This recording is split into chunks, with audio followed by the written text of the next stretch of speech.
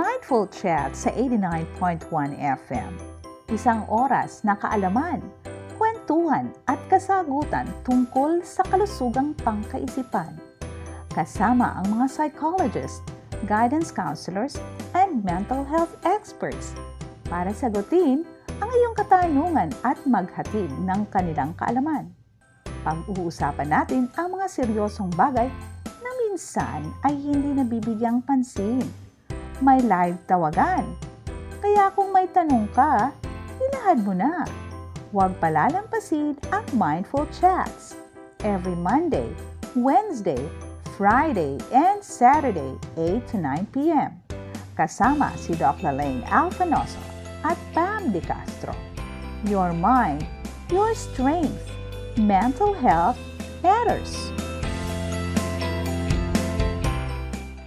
Meeting Truth, Transforming Lives. This is Adventist World Radio Manila, 89.1 FM. Magandang gabi po. This is your MWFS Habit, Mindful Chats. Magandang gabi. Ako po si Pamela. Ako po si Pam De Castro. Kasama ko po ngayong gabi ang ating love doctor or Dr. Love. Oh, di ba? Mag-uusap po tayo sa isang pinaka-interesanting topic ngayong gabi. Good evening, Dr. Castillo, Dr. Shian Castillo. I will introduce her more later. Good evening po.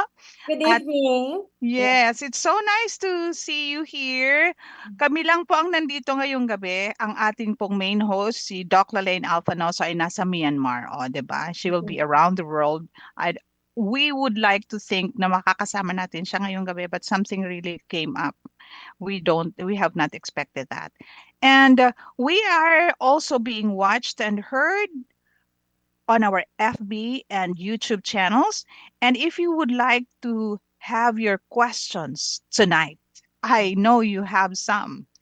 You can just text us at 0918-9447-891. May I repeat, 0918-9447-891. We will be talking about romantic relationships. Oh, biglang gumanon yung boses. Nagpaka-romantic. Good evening din sa ating mga technical people there, Leo and Andy. Thank you for being with us. Now, before I will introduce to you our Dr. Love tonight, we are going to say a prayer for us to understand better what we are going to talk about. Let's bow our heads for prayer. Thank you, dear Jesus, because we can have this talk again. We know that you are the origin of love, and help us to understand better how we can relate this to people whom you would like us to have relationship with. May you be with Dr. Shian Castillo, and may you be with our listeners also, that they may fully understand what you would like us to do and to share and to behave and to think about your love for us. We ask all this in the name of Jesus we pray. Amen. Now, because we are excited about what we're going to talk about tonight, let me just introduce to you our speaker, all right? She is not just any other speaker, but I have just told you she is a Dr. Love. She is a licensed professional teacher and registered guidance counselor, and she currently serves as the Director of Guidance Services at the Adventist University of the Philippines, or AUP.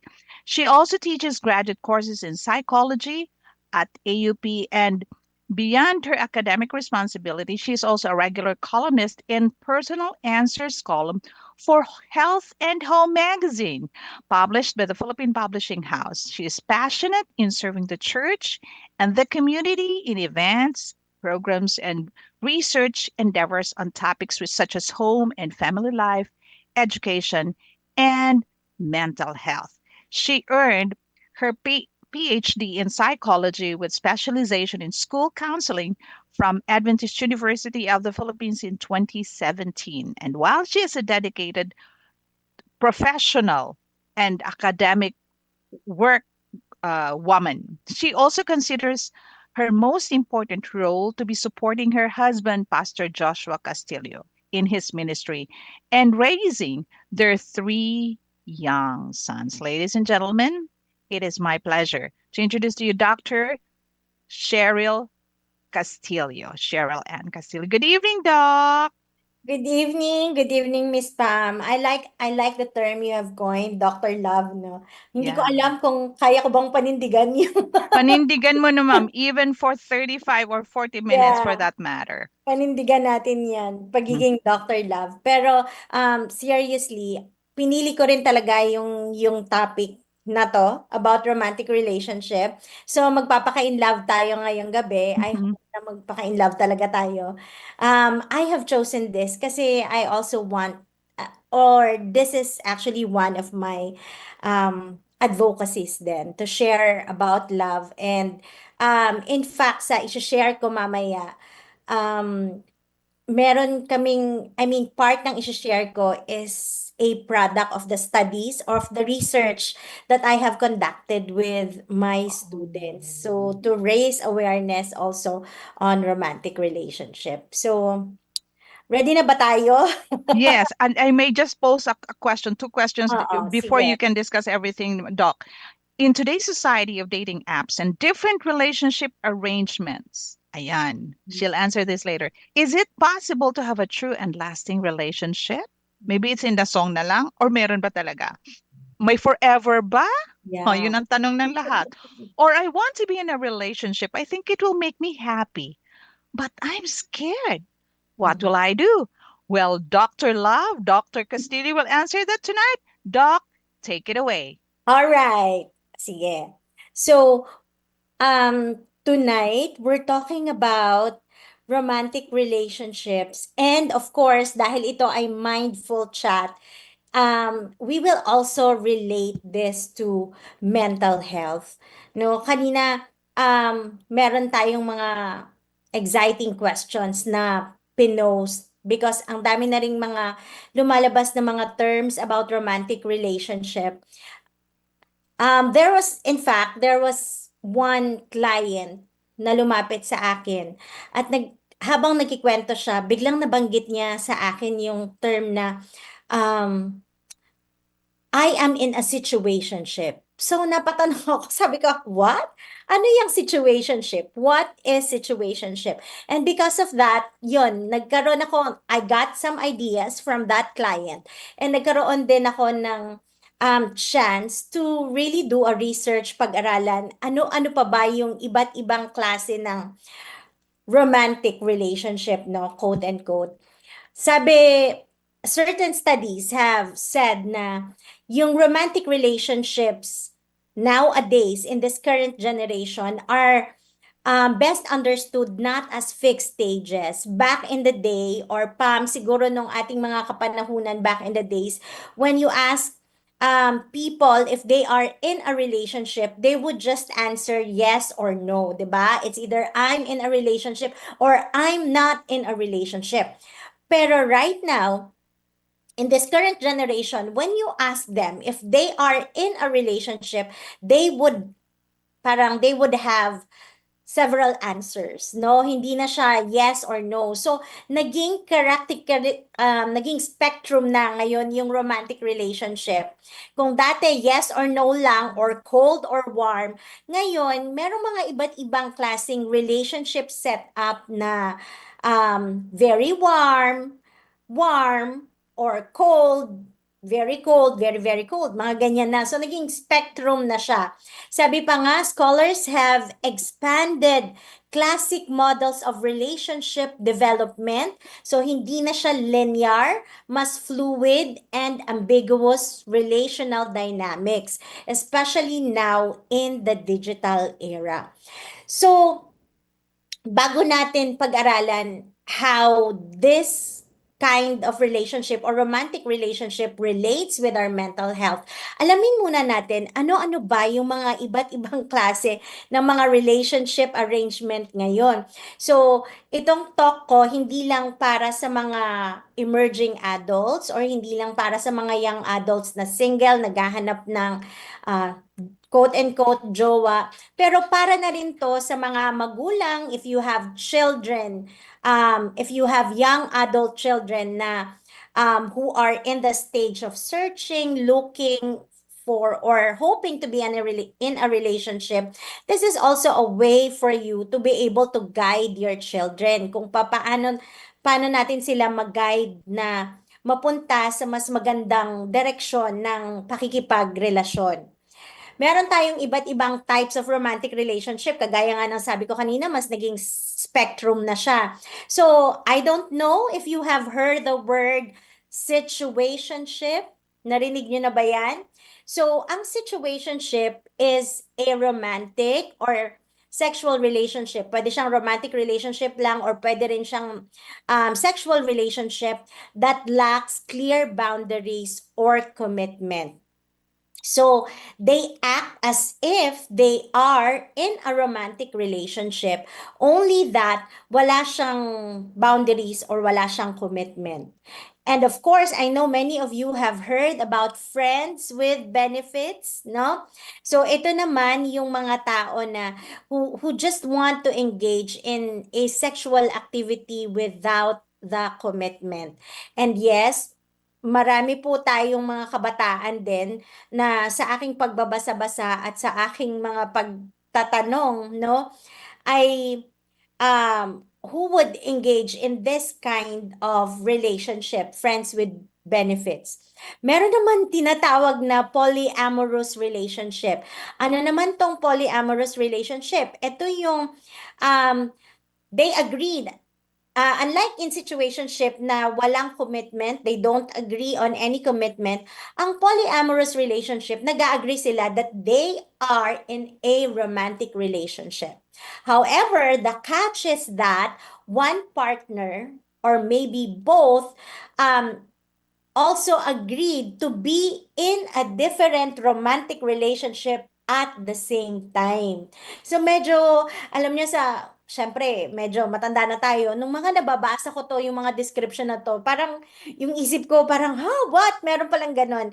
Pero, yeah, merong mga types ng, eto, kagaya niyan, polyamorous relationship na pareho silang nag-agree that they love each other, they are in a romantic relationship, pero pareho din silang nag-agree that they can be in another romantic relationship at the same time. Yung isa naman, yung tinatawag nating back burner relationship. Ano to? Yung a person who is a back burner maintains communication with a potential romantic partner kahit hindi naman yun yung pinupursue niya. For example, merong isang lalaki who is pursuing or who is in a relationship with with a woman, no? And yet, at the same time, meron pa rin siyang another girl na tinitext-text, mini-message-message, or perhaps binibigyan ng gift, etc. as a back burner or as a reserve para kung hindi man mag-work out yung relationship niya dito sa isang tao, he will be able to have that back burner, quote and quote, as a reserve in a relationship. Yung parang, okay, so kung hindi mag-work to, dito ako sa kabila. Parang ganyan. So, dito yung mga tinatawag na mga kuya-kuya kunwari, or yung mga best friend kunwari, tapos may mga flirting na nangyayari kahit hindi naman sila. Pero, the other person would like to maintain that as a reserve. Yan. And then, meron ding mga tinatawag na cohabiting relationship. So, yung mga partners that they are, yes, in a romantic relationship and they already live together and acting as married individuals kahit hindi pa sila married, without being married. So, that's cohabiting relationship. And of course, we have what we know, the long-term committed relationship. This is a stable, exclusive relationship with emotional and or spiritual commitment. So, ayan mga kapatid, kaibigan, ang ating iba't ibang klase ng mga relationship. So, yung mga nasa generation ko, this is parang a knowledge para sa atin na, yes, kagaya nga ng sinasabi, sa ganitong society kasi meron ng iba't ibang klase ng relationship and this is it. These are just some of it. Now, we go to ano ba yung effects ng mga ganitong klase sa ating mental health and well-being? How does this kind of relationship affect us? For example, kung merong isang kabataan, no, na nalulungkot sila kasi common yung sinasabi na malungkot ako, maybe I should be in a relationship. Pero should you jump into any of these kinds of relationship, mag-situationship ka, mag-backburner ka, kasi kahit backburner ka lang, pinapakilig ka rin naman. Should you jump into any of these kinds of relationship just to secure your happiness para maging masaya ka lang? Ano ba? Ano ba ang effect nito sa ating mental health? Well, like I said, no, we have actually conducted a study, and this study is on situationship. We have interviewed young adults, college students who have agreed to who are in a situationship. So bali inamin naman talaga nila na nasa situationship sila. So we want to understand their experience, ano ba talaga ang nangyayari sa mga individuals, how being in a situationship affect them. And you know, these are just part of the result, no? Yung yung isa sa part ng result is ang situationship kasi masyado siyang present-centered na they just live, they engage in a situationship kasi gusto lang nila yung kung ano yung meron sila at the present moment without thinking of the future. So, yung isang in-interview namin nagsabi, babae siya. Tapos, sabi sa kanya, nung kanyang ka-situationship na we just need to go with the flow and enjoy the present situation. So, parang sabi sa kanya nung ka-situationship niya, okay na tayo dito. Let's just enjoy what we have for now. At the same time, meron din namang isa nagsabi, there is a guy we have interviewed. Siya naman, nasa situationship din siya. At sinabi niya na parang hindi ko naman kasi nakikita to build a future with my current girlfriend. And take note, they have been together for many years and yet they have been in a situationship for many years. Pero ang sinasabi pa rin niya, I still don't see building a future with that person. Okay? So, that's one side of the experience. Another naman is, in a situationship, yes, they feel that romantic connection, no? So, kung kagaya, for example, na talagang yung totoong nasa romantic relationship, na kinikilig-kilig, individuals who are in a situationship experience that. But then again, meron ding conflict. So there's connection, pero there's conflict. Kasi individuals who are in a situationship experience emotional vulnerability. Na-discover namin sa lahat ng mga in-interview namin na despite the fact na they have agreed to be in a situationship, pareho silang nag-agree, o sige, situationship na lang tayo. Despite that, at the back of their minds were expectations na, why can't we have this for real? Parang ganon. So, with that, meron pa rin mga selos-selos, meron pa rin mga ganon. So, mas prone actually to emotional vulnerability. And so, one of the lessons we've learned here in our study and what we've discovered is that when individuals are in a situationship, it has fleeting highs. But lingering lows. Nakakaranas sila ng saya kasi syempre kinikilig ka naman or di kaya at some point, those we have interviewed, sinabi nila na maganda rin sa pakiramdam na may nakikare sa akin. So kapag Valentine, hindi sila mag-isa, meron silang natatanggap na bulaklak, whatever, di ba? But then again, those positive emotions were just fleeting, panandalian. Pero ang mas tumatagal, ang mas nag-endure ay yung negative emotions that being in an ambiguous relationship, yung hindi malinaw na usapan sa pakikipagrelasyon, yung ganong effect ang mas nagtatagal, yung negative effect nun ang mas nagtatagal. So, sa iba pang mga pag-aaral, ito yung iba't iba pang mga effects. For example, sa situationship, sinabi na individuals in such relationship may experience stress and instability, especially if one partner desires a more serious commitment than the other. And this is true. Sa mga na-interview namin, kahit na nag-agree sila na nasa situationship sila, na pinag-usapan nila yun nga, pero meron pa ring hope, meron pa ring wish na sana they can be more committed to each other. So, anong effect nun? Ang effect nun is nagkakaroon ng result ng feelings of anxiety, low self-worth, and emotional confusion. Naalala ko yung isa sa mga in-interview namin, nagsabi pa siya na parang, bakit hindi siya makapag-commit sa akin? Ano bang meron sa akin? Or ano bang kulang sa akin? So, in that statement pa lang, makikita na natin yung expression na nakaka-affect sa kanyang self-worth.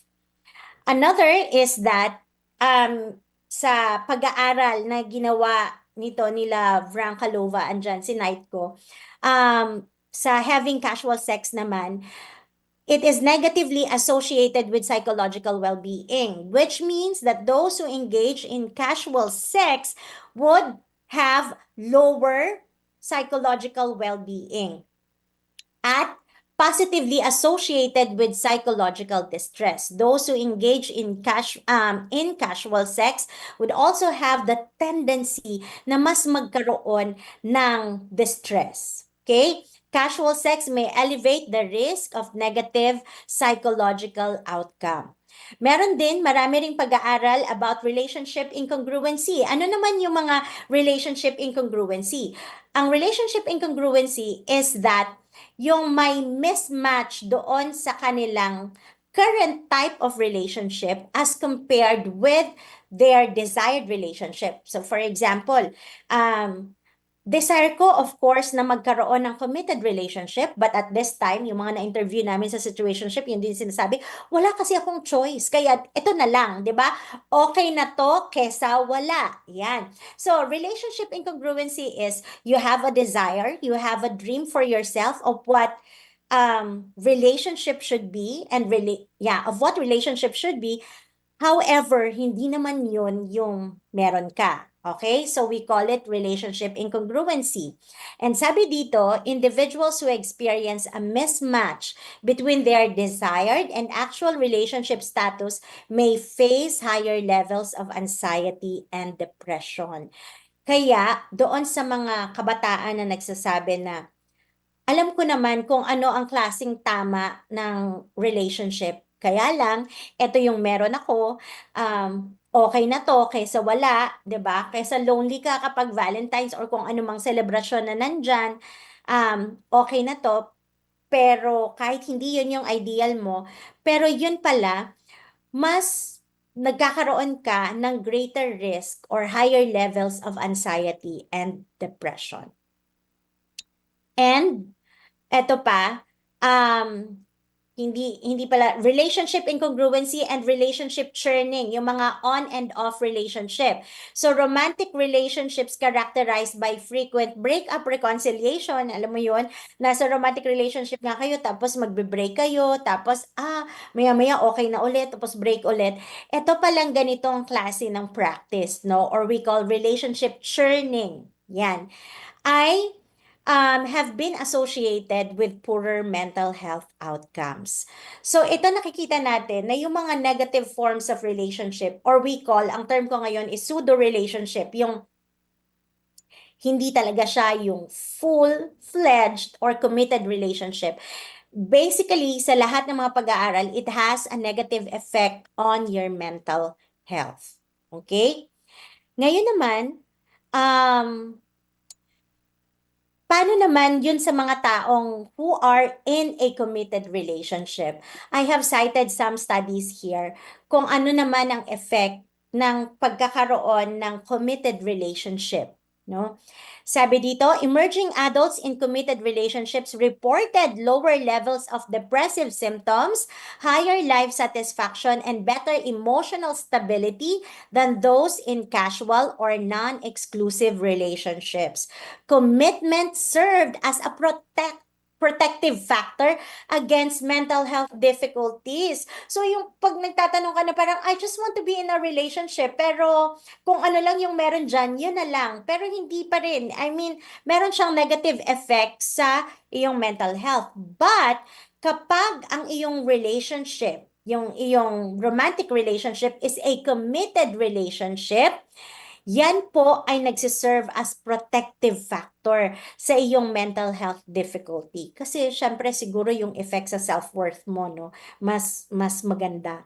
In another study, sinabi na supportive interaction between partners in committed relationship was associated with lower cortisol. Ang cortisol po ay ang ating stress hormone. So, kapag merong supportive interaction between individuals in a committed relationship, medyo mas nakakapag-enhance siya ng emotion regulation pagdating sa stressful situation. Kasi lower lang yung stress hormone na mapoproduce natin. So this shows physiological and emotional benefits of being in a secure relationship. Hindi yung malabong usapan, hindi yung casual na relationship, not that, but committed relationship. Isa pa, in a secure, committed relationships, partners provide emotional support that reduces anxiety, promotes resilience, and enhances psychological well-being. Supportive relationships help regulate attachment, needs, and stress. Kaya alam mo, naalala ko, meron akong kaibigan na nagsabi siya sa akin, mas okay na lang na maging single ako kesa naman I'd be in a relationship na hindi naman maayos yung usapan, malabo or walang commitment. And ngayon, nagre-resonate siya sa akin, yeah, it's better to be that. Parang ayoko yung sinasabi ng ibang kabataan na okay na to kaysa wala. Ngayon, kung wala, I mean, never settle for less. This is always what I'm saying to my students, to my clients. When it comes to relationship, do not settle for less. At isa sa mga matitibay na dahilan why you should not settle for less is that it poses a risk on your mental health. Imagine, kapag wala ka sa being in a committed relationship is a protective factor for you. And on the opposite side, kapag wala ka sa isang committed relationship, situationship, backburner relationship, casual dating, etc., lalo na yung mga polyamorous relationship na sinabi ko kanina, they pose risk naman to your mental health. So yes, sa ating mga kabataan dyan, this is what I say, you don't settle for less. Hindi yung basta magkaroon lang, no? Para magkaroon lang just to be in a relationship.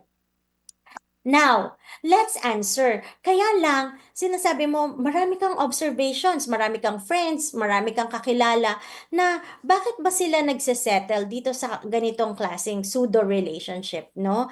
Bakit ba, para sa mga kabataan ngayon, bakit ba okay na yan? I mean, kahit hindi committed, okay na yan, basta meron. What are the psychological perspective? How do we explain that? How do we explain why people get into that or choose that despite psychological risk and other risk factors? Ang isa na pwede nating ipaliwanag dyan ay yung fear of rejection and vulnerability.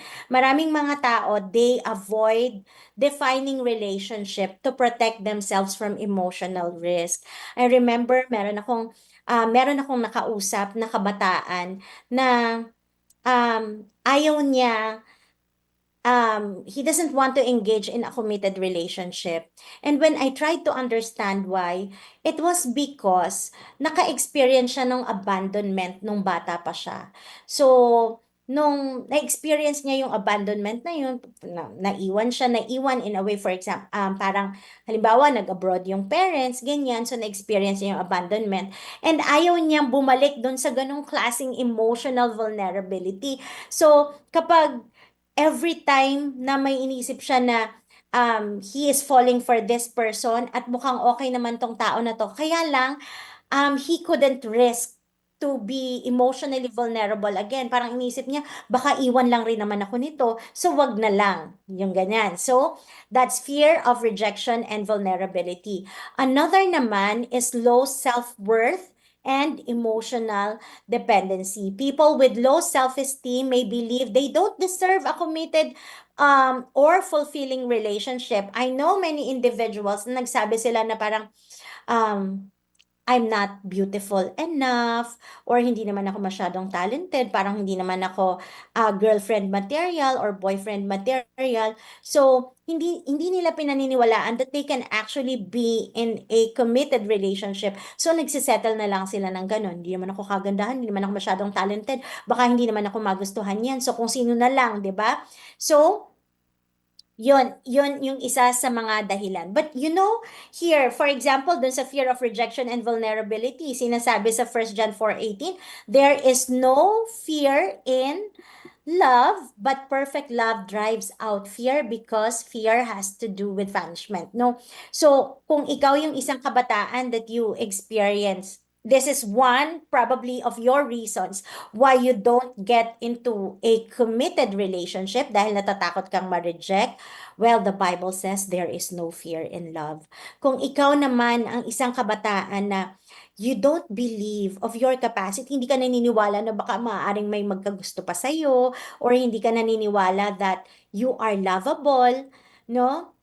Remember what Isaiah 43:4 says in the Bible. It says, you are precious and honored in my sight, and I love you. You have been created by God, and you are precious in God's sight. So, sino yung ibang mga tao na hindi manonotice ang iyong worth, no? You are worthy in God's sight, and I know na meron pa ring mga tao na makikita kung ano yung worth mo. And then,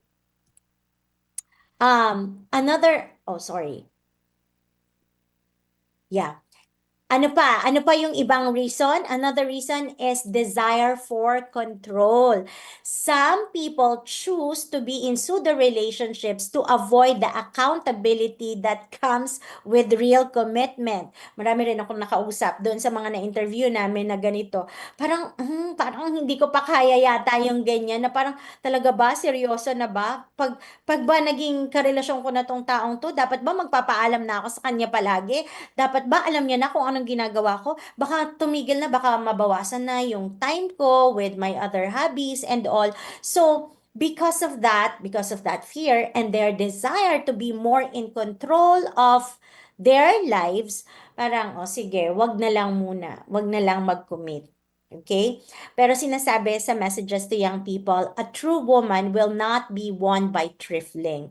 The man who practices deception is not worthy of the name of a Christian. So, 'di ba?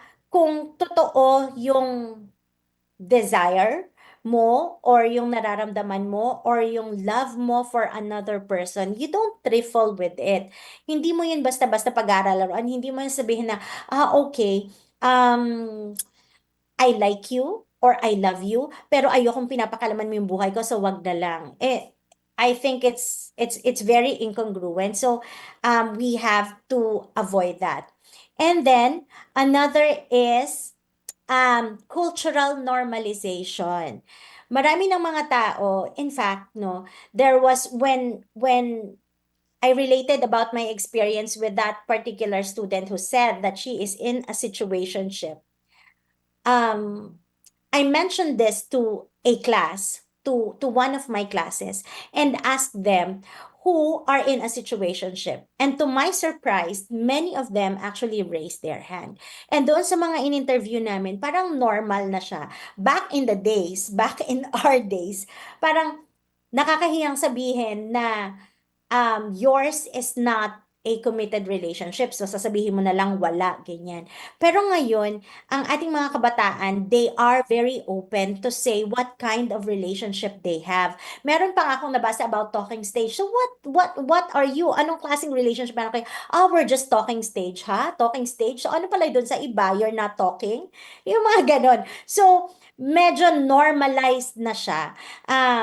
Yeah, for me personally, it's not a good thing to normalize na ito lang kami, ganito lang kami. Pero in a way, at least people are honest to see, yeah, people are being honest to to say what they have. And in that way, para sa mga adults, then we have more liberty to guide them kung yun ba, kung anong klaseng relationship meron sila. But in Romans 12:2, it says, "Do not conform to the pattern of this world, but be transformed by the renewing of your mind." Kahit na sa mga kabataan ngayon, kahit na sinasabi natin na normal, ang dami namang ganyan, ang dami namang merong ganyan, ang dami namang gumagawa niyan. But then, again, we know based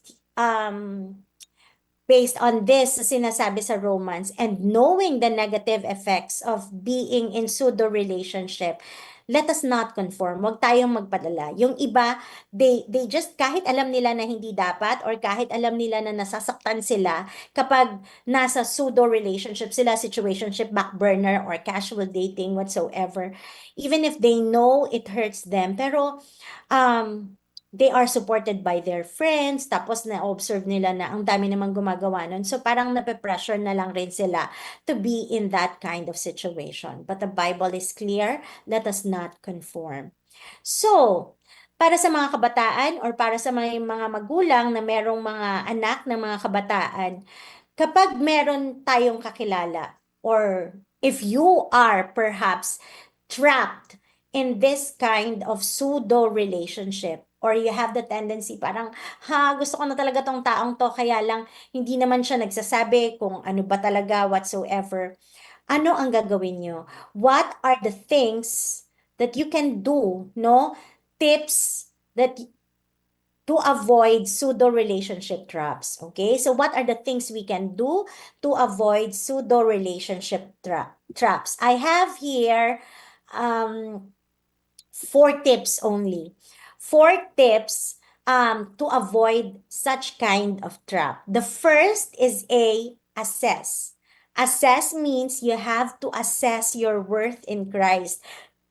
Sinabi ko sa kanina, sinight ko na reason kung bakit somehow they just engage into pseudo relationship is because of low self-esteem, low self-worth, 'di ba? But to avoid that, you always need to be reminded of your worth in Christ. Psalm 139:14, sinasabi po doon mga kapatid na, "I praise you because I am fearfully and wonderfully made." And that is true. So before entering any relationship, know your identity and value in God. Settling for unclear or unhealthy connection often stems from forgetting your spiritual emotional worth. So siguro it also goes to show that before getting into a committed relationship or getting into a relationship, kailangan mas maging stable muna yung relationship natin sa Panginoon. So, because yung ating spiritual commitment would prevent us from getting into these kinds of trap, no? Kasi ganito nga yung trato sa akin ng Panginoon. This is the kind of relationship I have with my God. And I know that when you keep such kind of relationship, kapag nakipag-relate ka, it will also be translated in the way you relate with other people, no? So, the tip is that you spend time in prayer and reflection. You have to ask, am I choosing this out of fear? Dahil lang ba nalulungkot ako? Kaya, sige, ito na lang yung klaseng relationship. Or kahit na nakakakita ka ng red flags doon sa tao na yon, parang sige na lang, kasi siya lang naman yung pumapansin sa akin. No? But you have to really spend time and reflect. Again, before jumping into any kind of relationship, dapat ang unahin natin is our relationship with the Lord. Okay, so that's the first tip. The second is you clarify intentions early. Matthew 5:37, sinasabi po dito, let your yes be yes and your no, no. Meron akong kaibigan back in college na meron sa kanyang nagpaparamdam, quote and quote, nagpaparamdam. Tapos mga binibigyan siya, hinahatid, sinusundo, etc. So, sinusundo, for example, pag pupunta sa school, susunduin, tapos ihahatid ulit sa door, mga ganyan. So mga ganong actions, pero wala namang sinasabi yung kabataang lalaki during that time, yung college student din na hindi niya alam kung nanliligaw ba sa kanya o ano. And then, I admire this college friend of mine because at certain point, she really had the audacity to ask, ano ba tong ginagawa mo sa akin? Ano bang ibig sabihin nito? And you know what? To her surprise, after all the flowers given and the hatid sundo, ang sinabi ng guy, wala, friends lang tayo. So, nung narinig niya yon, nakipag-separate na siya, 'di ba? Okay, so friends pala. Medyo confused ako sa ganyan, so ayoko niyan. Yan. So, you need avoid confusion by seeking and offering clarity. Don't stay in the gray area, okay? Don't stay in the gray area hoping things will improve because, nako, malabo yan, okay? Maraming mga tao na nandun sila, o sige, hindi ko maintindihan tong tao na to, kung ano ba kami, pero um, I'll just wait until mag-mature siya. And ilang years na yung nangyari, 6 years, 7 years have passed, and they were still in that kind of relationship. So, the advice is do not stay in the gray area. The Bible is clear. Let your yes be yes and your no, no. So, ikaw, mag-communicate ka ng boundaries mo and expectations early in the connection. Kung merong mga tao na nagpaparamdam sa'yo, nagbibigay ng flowers, nagbibigay ng gift, I think it's okay to ask politely, what does this mean? Okay? What does this mean? So clarify your intentions early. Because you know what? What I've learned is, kung hindi natin nilakasan, lalo na sa ating mga kababaihan, no? Pero meron ding mga lalaki, kung hindi natin lakasan yung loob natin to really stay out of the ambiguous situation, yung malabong usapan, mga ganyan, we are actually creating a response pattern na pwede nating madala in our next relationships, no? So, wag nating hayaan na ganon. So, early part in the connection, early part in the relationship, you have to communicate your boundaries and expectations. Next is, you have to trust God's timing. Medyo late na rin po akong, late na rin na to be in a committed relationship, and hindi ako nagsisisi, wala akong pinagsisisihan. I praise the Lord. In fact, kapag nagsha-share ako about my personal love story, palagi kong sinasabi na I praise the Lord for sustaining me, na kahit nag-give up na, wala na siguro talaga, but God's timing is always perfect. So you have to trust God's timing. In Ecclesiastes 3:1, it says, there is a time for everything and a reason for every activity under the heavens. So do not rush into emotionally entangling connections out of impatience or loneliness, no? Waiting for a relationship that honors God is worth far more than temporary emotional highs. And let me repeat that for emphasis. Waiting for a relationship that honors God. Kapag hinintay mo yung para sa iyo, yung bigay ng Panginoon para sa iyo, it's worth far more than temporary emotional highs. So, wag tayong magpa-trap doon sa okay na to kasi at least napapasaya ako nito kahit papano. No, because wait on God and wait on the gift that He will give you, because that's worth more than anything. So delay emotional or physical intimacy. And when I say physical intimacy, it also means yung mga simpleng pa, holding hands, mga ganyan-ganyan, until clear spiritual and relational alignment is established. Minsan, akala natin, yung lalo na yung ibang mga holding hands, payakap-yakap, kunwari, mga ganyan, nayakap ka lang, na holding hands ka lang, akala mo mahal ka na, di ba? So, let's not get into that trap, okay? So, don't rush into emotionally entangling connections. Dahil lang malungkot ka, so okay na yan, kahit yan lang, at least napasaya ko konti. No, mga kapatid, mga kabataan, please, no? Let us wait for God's timing. Wait for the relationship that honors God. And like what I have said earlier, do not settle for less. And then finally, oh, ayan, may bongbong na dito. Finally, seek wise counsel. It says here, plans fail for lack of counsel, but with many advisors, they succeed. And you know, I must say that one of the successes of my relationship is that I have been surrounded with very good mentors. Talagang nagtanong, you know, you need to have mentors to ask them about certain things, no? Invite mentors, your parents, spiritual leaders, spiritual advisors into your relationship for discernment. Last time na pag-usapan natin yung isolation. But it says here, isolation fosters deception. Wag mo yung sarilinin na akala mo, alam mo na yung ginagawa mo. Masaya naman ako dito, so alam ko to, okay lang to. No, isolation fosters deception, but community brings clarity. If you are surrounded by good mentors or friends who support you and who share the same values as you have, it will bring clarity in your relationship. So kailangan let us regularly check with a trusted godly mentor. If you trust your parents, do not hesitate, no, na magtanong sa kanila, to consult with them. You have mentors, you have your teachers, spiritual leaders, pastors in your churches. Seek wise counsel from them. Do not think that dahil napapasaya ka niyan, tama yan. No, it's not that. That's a trap, you know?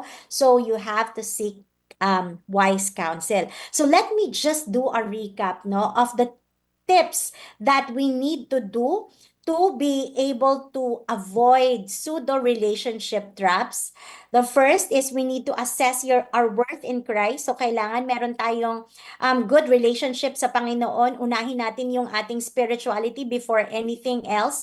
And then we have to clarify our intentions. Wag tayong magpatrap sa malabong usapan. T is to trust God's timing. And of course, S is seek wise counsel. That comes with an acronym, ACTS, for you to be able to remember easily. So yun lang po mga kapatid, mga kaibigan. Sana ay meron kayong natutunan sa ating usapan ngayon. And I hope that kahit na medyo nakakatukso din, to be in any kind of relationship just for temporary happiness, hindi natin yun ipagpapalit sa mas totoong kaligayahan na ibinibigay sa atin ng Panginoon at doon sa tao na talagang magva-value sa atin kagaya ng pagva-value ng Panginoon sa ating lahat. Yan. Maraming salamat, Doc She. Ay nako, I'm intellectually filled tonight. Thank you for substantially discussing the topic. And before we go on, may I just acknowledge the presence of Dr. Flor Marticio with us tonight. And people of the world, we are live on Adventist World Radio, Manila 89.1 FM, transmitting truth, transforming lives. And we'd like to say hi to all our viewers this evening. Aresha Luz Viminda Powell, Lucy de Guzman, Maricel Labindao Mulales, Roger Bali, what says Gayoma, and Atineri Mendoza, Yaya Alexander, Ate Arlene Carranza. Good evening, Ate Arlene. Regards to Kuya Nirio. Sino kaya yun? And Ma'am Helen Aguilar saying hi to all the speakers daw. And Ma'am Mylene Gumarao and Jazel Diaz. Ma'am, I have a lot of gleanings tonight, Doc, ha? I found out that all those 6 relationships Isa lang naman pala dun ang relationship eh. Yung iba Exactly. pala talaga ay wala. Wala Mhm. lang. But I have one question. Our time checks 10 minutes before 9 o'clock in the evening. And I would like to ask, do relationships at home, because the last time that we were here, we're talking about relationships at home, affect our romantic relationships or our intentions to have romantic relationship with opposite sex? Oh, yes. Talaga ang clear answer is yes, no? Kagaya nung sinabi ko kanina, di ba sinabi ko, bakit ba yung mga tao, they would just, settle for less? Or bakit Mhm. hindi sila nakakapag-commit? And sa mga nakakausap ko, it appears it stems from the kind of relationship they had at home. For example, kapag may experience ng neglect or Mm. abandonment, hindi sila nakaka-form ng secure attachment. So, secure attachment with their significant others sa bahay nila. And it translates to the kind of attachment that they tend to do or they tend to have with other people as well. Kung halimbawa, meron akong ibang mga nakausap na dahil nga they fear na they will be abandoned kasi na-abandon sila nung Before. araw, ganyan, na-abandon sila before. So, ayaw nilang maging committed. Kahit na they feel good for that person, talagang, mahal ko naman to, kaya lang natatakot ako, man, baka iwanan lang ako nito, so wag na. Mhm. 'Di ba? So, yung klase ng sinasabi ko nga doon, pero hindi naman siya yung nanay mo, 'di ba? Hindi Mhm. siya yung nanay mo, hindi siya yung tatay mo na umiwan sa iyo. So, pero minsan nadadala nila yun, inisip nila, iwanan lang ako nito, kagaya ng pag-iwan sa akin. So, no, 'di ba? Yung ibang example naman na kapag nasanay sila na, for example, sa bahay, yung family dynamics is that Mhm. you need to work hard for you to feel loved. Yung kailangan mo, 'di ba? Sometimes Mhm. meron na kailangan i-earn mo 'yan. Malalaman mo na mahal ka kasi ina-earn. Dapat i-earn mo, dapat magtrabaho ka. You have to do something for me to appreciate you. You have to do something para um para mahalin ka, to It's spend all time with you. conditional, Doc. Exactly. So, Mm. kapag naisip in yung family dynamics, yung home relationship is on Mhm. a love and caring, which are Mhm. more conditional, pag mag-translate yan sa romantic relationship or relationship between opposite sex, medyo magiging ganun din. Kasi nga, yung isa sa mga factors na sinabi ko kanina, self-worth. Hindi ka Mhm. naniniwala na kaya kang mahalin kung wala kang gagawin. So yung Mhm. iba talaga, they run after relationship. Kailangan maganda ko, kailangan ganitong gawin ko, etc. Mhm. para mapansin ako. So, and yet, kahit na kung ano nung ginagawa mo, hindi ka pa rin napapansin. It's not because hindi ka talaga napapansin, but at some point, some people would think that what they do is never enough. Kasi hindi naman nila naramdaman na enough din sila sa bahay nila. So in short, Doc, we have to have really a very settled relationship at home before we can also have a very settled relationship outside the home. That is ideal, Ma'am Mhm. Pam. However, meron din naman tayong ang reality is, Flaws. ano nang magagawa mo? Ito lang Mm-mm. yung nanggaling sa akin. So, wala Mhm. namang pag-asa yung mga tao na who did not come from a good family background. Oh. So, the answer is no naman. I mean, Mhm. I think despite, no, despite problems with our relationship At in home. our family or at home, we are still capable of loving in the truest sense, or we still deserve to receive love, no? Also in the truest sense. So ano yung secret? Sinabi ko kanina, number one pa rin yung relationship natin sa Panginoon. Mhm. O Mhm. hindi ko nga to naramdaman sa aking family. But then again, hello, I have God. I know that my relationship with God is secure. That's for one. And also, kung may church family or kung meron Support kang group. support groups or around, family, hindi lang naman biological, no? Yes. You can also have families in the form of friends, Friends. mentors, support groups, church family na bibigyan ka ng ganong klaseng confidence to love and be loved. Oh, that's very reassuring, ma'am. I We have really to make ourselves connected with the community we are in para Mhm. ma-strengthen po yung relationship natin then as to whenever we want or intend to have a romantic relationship. Because Mhm. actually that's the best gift that God has given to us, love. Yeah. And we need really to settle it with Him first, with God first before we can settle it with anyone. Oh, by the way, before we continue, let us say hello to Baredo Chanel, to Mamaritas Mamuyak. She said, "Blessed night. Please pray for me. Eileen, Jeric, Angel, Sonia, Elsie, Glenda, Cesar, Magdalene, Cyril, Remedios, Reynaldo, Christian, Ronnie, Reynald, Jake, Daniel, and wisdom, knowledge, spirituality, life, Mhm. good health, and guidance, protection, strength, blessing, financial." Thank you, Pastor, your powerful prayers in the name of Jesus. Yeah, we will ask and we will have a prayer especially for you. And good evening also to Sir Eddie Aguilar, Marilyn Filias, and Marlon Q. Manipon. We have such a very uh what do you call this, substantial and very reassuring talk tonight, Doc. Yeah. And we have only 3 minutes left. Would you like to say hi to anybody watching right now, ma'am? Um, yeah, okay. So, I'm saying hello to everyone. Meron din ako mga nakikitang familiar names dito who are watching with us. Mhm. I see one from, yeah, from Cebu, si Ma'am Lynn Nore. Ay, Ma'am, nakita kita. Thank you.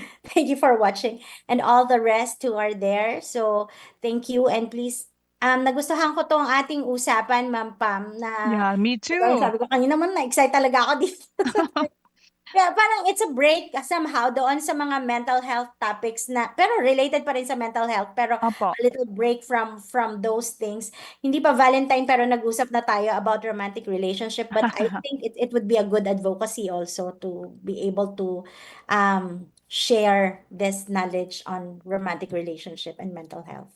Thank you very much, Mom. Or thank you very much, Doc, for being with us tonight. I hope everybody was enlightened about having a relationship or intending to have a relationship in the future. Let me say hi to Ride Carpet.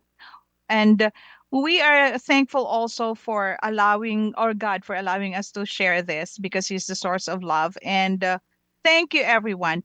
We are coming live from AWR 89.1 FM Manila, and we are transmitting truth to transform our lives. Thank you for settling with us for the last 60 minutes. We are almost over. We have only 2 minutes before we're going to take off. In the name or on behalf of Doc Lane, Saron Alfanoso, my name is Pam. We're saying thank you and please stay with us. We're going to be with you again on Friday and on Saturday. We'll have a lot of things to talk about still and make sure that we will have a better thinking about everything that we are going to discuss tonight. Thank you to Leo and Andy who had stayed with us. And before we finally go, hello to Aldine, Brandy, and Daya. Nice message daw po, Doc. Nice message. Okay. Thank you very much and good night, everyone. May you have a peaceful and sound sleep.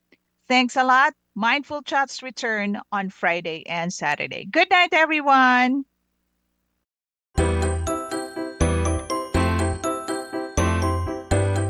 Mindful Chat sa 89.1 FM. Isang oras na kaalaman, kwentuhan at kasagutan tungkol sa kalusugang pangkaisipan. Kasama ang mga psychologists, guidance counselors, and mental health experts para sagutin ang iyong katanungan at maghatid ng kanilang kaalaman. Pag-uusapan natin ang mga seryosong bagay na minsan ay hindi nabibigyang pansin. May live tawagan. Kaya kung may tanong ka, ilahad mo na. Huwag palalampasin ang Mindful Chats. Every Monday, Wednesday, Friday, and Saturday, 8 to 9 p.m. Kasama si Dr. Lane Alfanoso at Pam De Castro. Your mind, your strength. Mental health matters.